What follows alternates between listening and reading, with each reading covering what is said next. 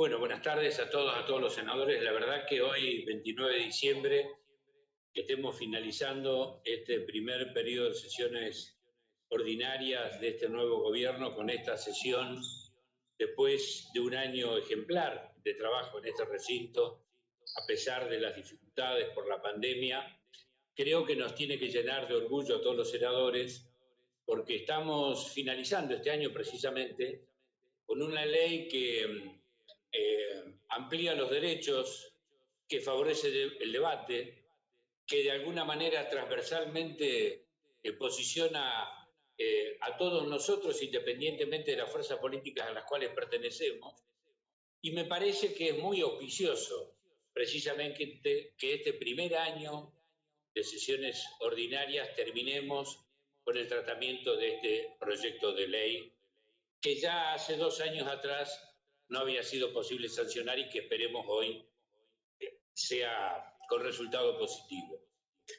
En segundo lugar, lo que quiero decir es que nadie se va a ganar el cielo ni el infierno por votar de una u otra manera.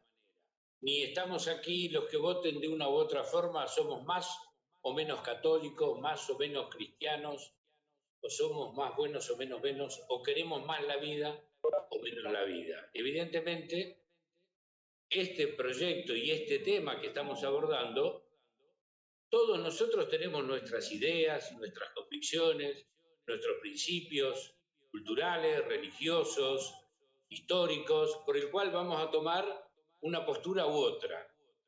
Y en ese sentido, yo creo que tenemos que respetarnos a todos, cada una de las posturas. Y no por esto dramatizar, ni reitero, ni pensar que el que vota a favor es enemigo de la vida o el que vota en contra se va a ganar el cielo. Todo lo contrario, estamos votando libremente, con convicciones, con ideas, y el resultado, bueno, se verá al final de la sesión y al momento de la votación. Lo otro que quiero hacer es un pequeño raconto histórico, porque, bueno, como alguna vez se me dijo, soy la radio, esa vieja radio, quiero recordar cosas y cómo ha ocurrido en la historia de este Parlamento con leyes que han significado avances. Por ejemplo, vamos a recordar algunas. Cuando se votó la ley del voto femenino, entre los argumentos en contra se decía que el cerebro de la mujer era más chico que el del hombre. Tanto como la mujer estaba todo el día en la casa y tenía un cerebro más chico, iba a poder votar. O se llegó a decir, ¿se imaginan ustedes una mujer presidenta como si fuera una cosa que se caía el mundo? Bueno, hay poquito, en esa época casi una mujer fue vicepresidenta, como fue el caso de Eva Perón. Se dijeron barbaridades. Finalmente el voto femenino se votó, se aceptó y hoy es reconocido todo el mundo como un derecho. Bueno, ni que hablar de la ley del divorcio, fue también el peronismo que sacó la primera ley del divorcio en 1954. También se decía, ¿qué se decía? Con esto estamos fomentando que los matrimonios se separen. Bueno, obviamente hubo una arremetida fenomenal en contra, al punto tal que el gobierno militar que derrocó por golpe de Estado al peronismo en el 54, perdón, en el 55, derogó por decreto el divorcio, que después fue sancionado ya en la década del 80 durante el gobierno del doctor Raúl Alfonsín. Pero hay otro caso más también. Usted recordará, Presidenta, que hasta el año 54 los hijos, depende cómo habían nacido, tenían distintas calificaciones.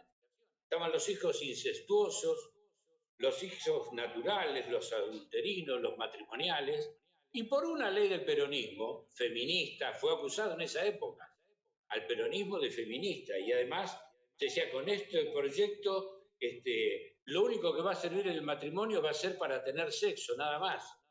Y el peronismo inauguró los hijos matrimoniales y extramatrimoniales. Bueno, también se dijeron barbaridades de esa ley. Bueno, hoy por suerte tenemos ese reconocimiento.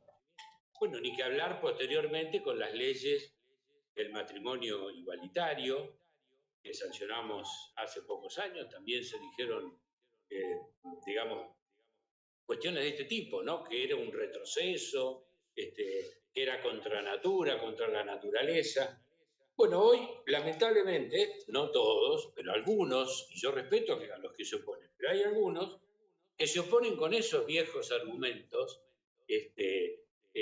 diciendo que, bueno, precisamente que la mujer no tiene derechos, que no es dueña de su cuerpo y de todas las argumentaciones que se expresan. ¿Por qué quería hacer este poquito de historia?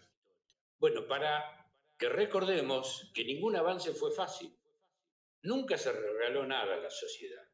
Hablando desde la época de la esclavitud, los derechos laborales y obviamente los derechos de igualdad y los derechos de las mujeres siempre significaron reclamos, siempre significaron confrontación. Por suerte hoy son confrontaciones más democráticas, son confrontaciones más civilizadas, no tan violentas como era en otras épocas. Y quiero referirme a algo que le escuché decir a usted en un momento, y la verdad que me puse a analizar, ¿no? Cuando uno habla de los que apoyan a uno u otro sector, y dice las verdes y los celestes, no como las mujeres y los hombres. Bueno, me dediqué a averiguar algunas cosas. Por ejemplo, la mayoría de las encuestas dice que los hombres, mayoritariamente los hombres están en contra de la interrupción voluntaria del embarazo. No así. Mayoritariamente las mujeres están a favor. Y obviamente cuando vamos a las edades más jóvenes, más todavía. Pero veámonos lo que pasa aquí, entre nosotros mismos. Somos 72 senadores y senadoras. Somos 44 hombres y 28 mujeres. De los hombres, la mayoría de los hombres vota en contra. De las mujeres, abrumadoramente, la mayoría vota a favor. Pero vayamos a los votos que están a favor y los votos que están en contra, estimativamente, porque todavía no sabemos todo. Bueno, también en los votos a favor hay mayoría de mujeres y en los votos en contra hay mayoría de hombres. Esto simplemente no adjetivo, no califico, describo, cuento la historia y cuento la realidad de lo que está ocurriendo. ¿Qué es lo que quiero decir con esto? Evidentemente aquí estamos ante un tema de igualdad de derechos y de ampliación de derechos, que es dándole derechos a la mujer, porque acá no se le está obligando a ninguna mujer a hacer un aborto. Lo que se está haciendo es que deje de ser delito, simplemente eso, y que no tenga encima de que a lo mejor fue víctima de una violación, bueno, aunque ya eso ya estaba exceptuado, ¿no?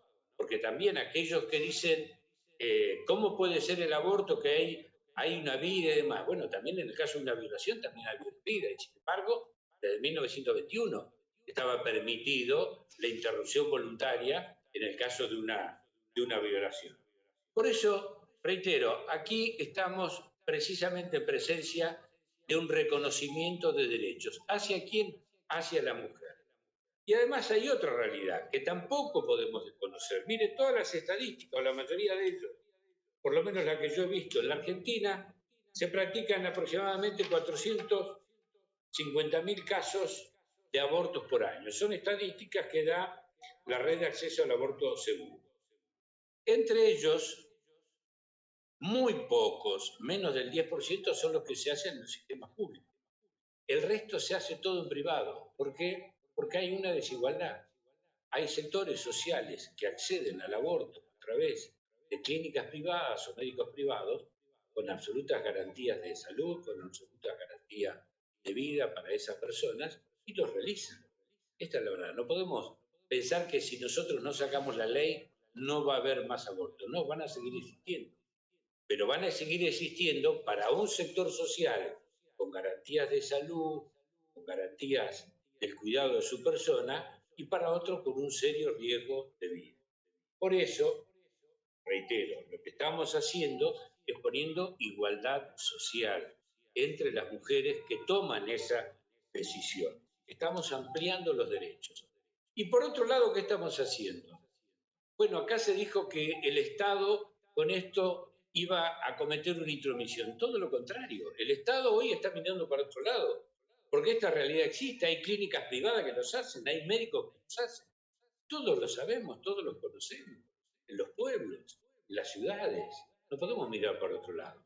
Bueno, lo que vamos a crear por esta ley y además también con la ley de 2010 es un Estado presente. un Estado que se hace cargo de los problemas. No va a ser un Estado que va a ir a buscar a las mujeres a pedirles que vengan a abortar. No, pero aquellas que voluntariamente tengan algún motivo de salud, algún motivo ético, familiar o de lo que fuere, porque es su decisión y su voluntad hacerlo, que el Estado las pueda atender y que el Estado les pueda dar garantías de igualdad social frente a otras mujeres que lo realizan con estas características. Mire, en el mundo actual, en los últimos 20, 25 años, hay por lo menos 40, 50 países que han avanzado en leyes similares, parecidas o de este tenor, precisamente hacia el reconocimiento al derecho a la mujer a decidir sobre su cuerpo y a decidir sobre su destino. Y han avanzado en leyes favorables precisamente a la interrupción voluntaria del embarazo.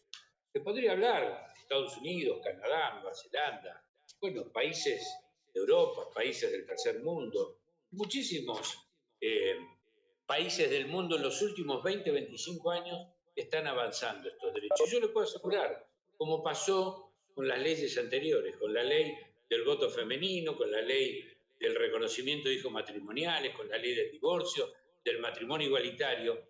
Luego es un derecho adquirido por todos y hasta los que hoy están en contra terminan después reconociéndolo y a lo mejor terminan haciendo uso no de los derechos que adjudica esta ley, porque esto ha sido la historia de la humanidad.